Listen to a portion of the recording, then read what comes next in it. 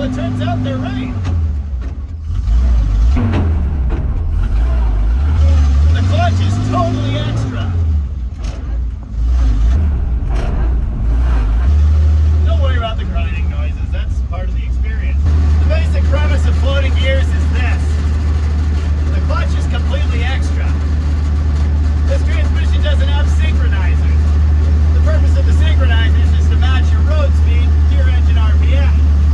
Because you don't have that, you have to be the synchronizer.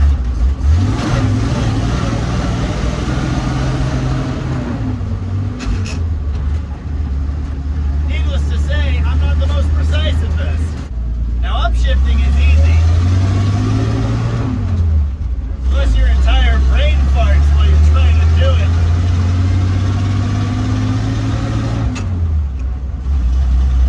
It's a little tricky in this truck because it has a governor. And the governor kind of has a mind of its own. See that? So you're not exactly in control.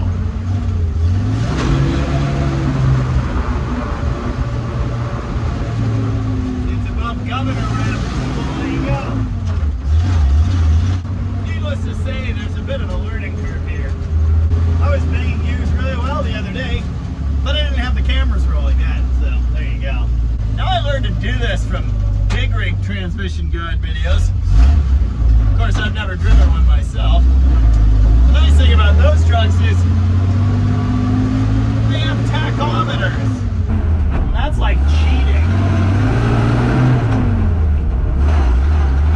You know, I bet those big rig guys have speedometers that do something too. But that's another story. Engine braking, you need to let the engine rev down in a given gear before you go for the next one down. With the granny low in this thing, the brakes are just unnecessary. The truck will stop almost all on its own.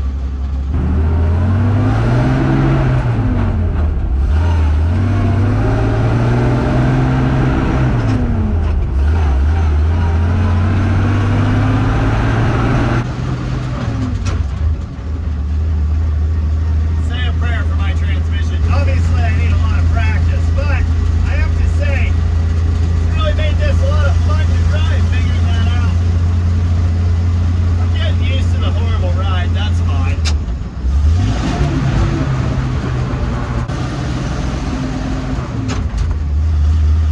Fourth's really tricky. I don't know why. I think it's a shorter split between third and fourth. That could be it.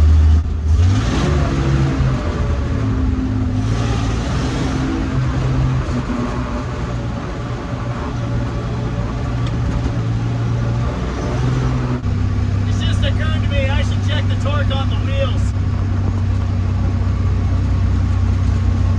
Did I mention it's kind of a bumpy ride? Well, it is.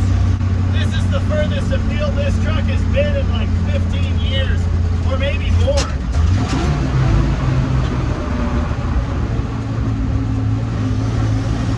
Okay, I'm going to downshift. You unload the gear right as you let off the throttle. Turn the engine, grab the next lowest gear.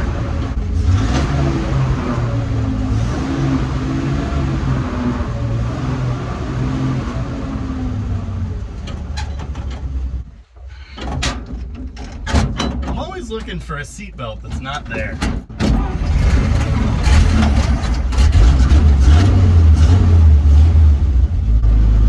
Apparently this truck creates quite the spectacle. The guys at the parts store certainly seem to like it. I really don't like the shifter. I don't know why, but I just cannot get out of second without giving first a little smooch. I just realized I should probably change the oil. That would be a nice idea.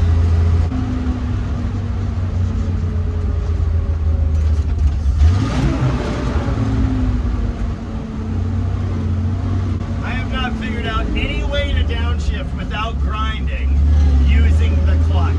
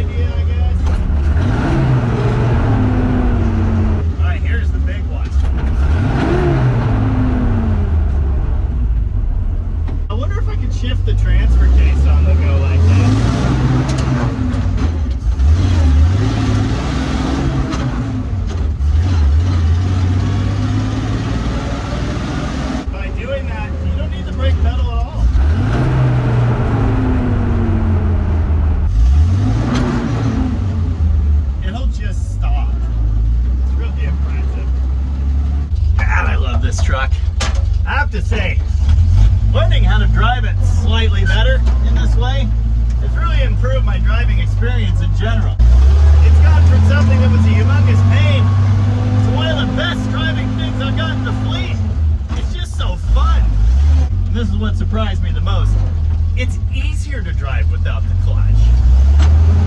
I could not downshift in this thing at all. Now I'm kind of okay at it. The basics of floating gears are as follows.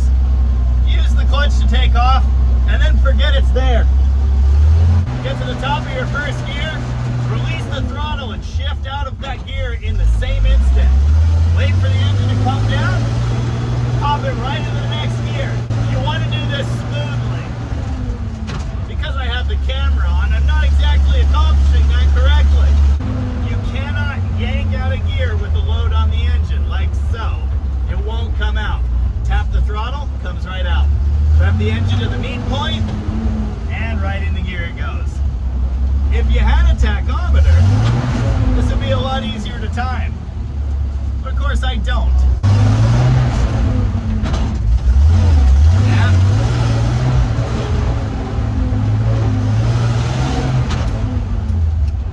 You can see what I'm up against with this governor. I want to take it out of gear. Suddenly the engine flutters down and up. It just doesn't want to go. I'm starting to think that thing might belong in the garbage can. But we'll see. Let's go for another downshift. Off the throttle, out of gear, grab the engine, and right in it goes. No noise at all. It's gonna look like nighttime magically turns into day right here. Don't read into that too much. It's not like I've recorded this video twice, or 2.5 times really. Well, what did we learn? Maybe nothing. I'm not sure. I think we learned that I have a lot to learn about this. But we're getting there. Sometime soon I'm going to have to put fenders on this truck. It's currently on a collector plate, which means technically you don't have to have that in Washington, but technically also you're not supposed to drive in the rain. And that could be a problem. Windshield wipers might be nice too. I could get the parts to fix that, but that's another story altogether. I don't know if this video was useful or enjoyable for you in any way, but it was fun for me, and at the end of the day, isn't that all that really matters? Anyway, thanks for watching. And remember, big rig things. Which reminds me, I need to get an air compressor installed, and then maybe a train horn.